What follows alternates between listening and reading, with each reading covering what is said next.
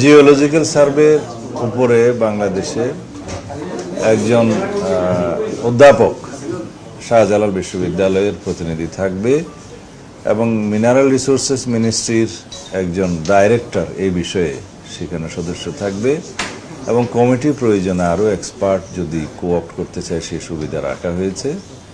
তারা বসে ফিজিক্যালি স্পটগুলো দেখে যে নদীগুলো সিলট্রেট হয়ে যাচ্ছে ইন্ডিয়া বাংলাদেশ বর্ডারে, যেখানে ওয়াটার ব্যারিকেড হয়ে যাচ্ছে, পাথর এবং বালি জমা হয়ে সেগুলো পরীক্ষা করবে। আর যে সমস্ত জায়গায় নদী ভাঙ্গনের কারণে আমাদের সীমান্ত পরিবর্তন হয়ে যাচ্ছে সেটা পরীক্ষা করবে।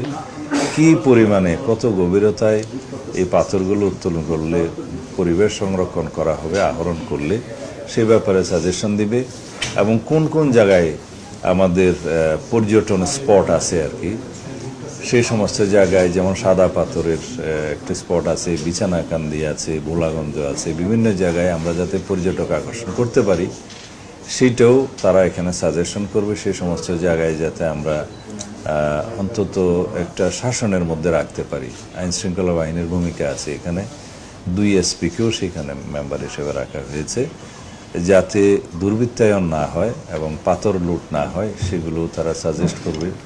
এই সমস্ত বিষয় বিবেচনা রেখে আমরা একটা এই পাথর সংক্রান্ত পাথর আহরণ এবং পরিবেশ সংরক্ষণ এবং আইন শৃঙ্খলা নিয়ন্ত্রণ এই বিষয়ে আমরা কিছু নীতিগত সিদ্ধান্ত নেওয়ার বিষয়ে বসছিলাম।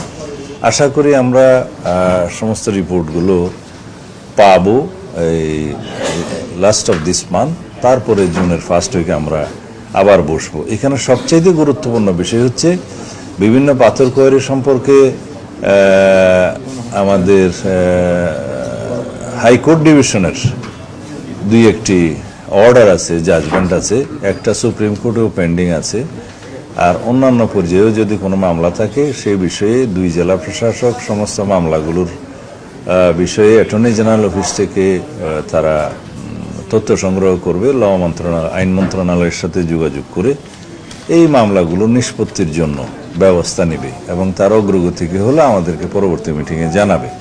আমরা যাই করব আইন মেনে এবং আদালতের রায়কে মাথায় রেখে সম্মান জানিয়েই আমরা বিধি মোতাবেক করার চেষ্টা করব।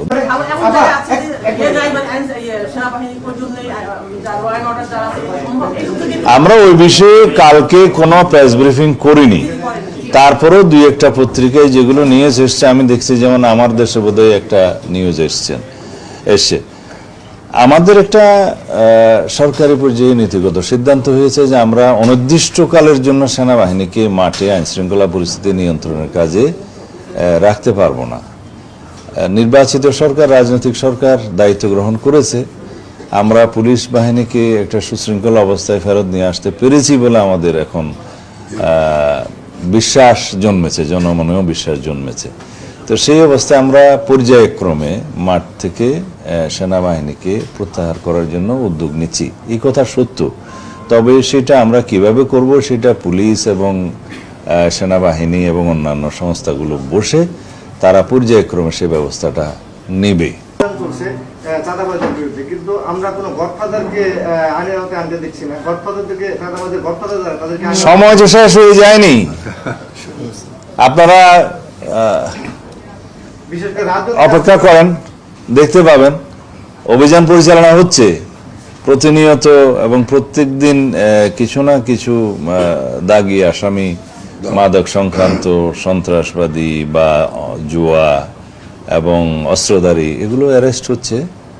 তা এখন সে বিষয়ে আমাদের ওই সংক্ষিপ্ত আদালতের মাধ্যমে কিছু সাজাও নিশ্চিত করা হচ্ছে আর কি, একটা ট্রায়াল হয় সংক্ষিপ্তভাবে। তাদেরকে কি আইনে আনা নিষেধ আছে? তাহলে কেন কোয়েশ্চেন করা হবে?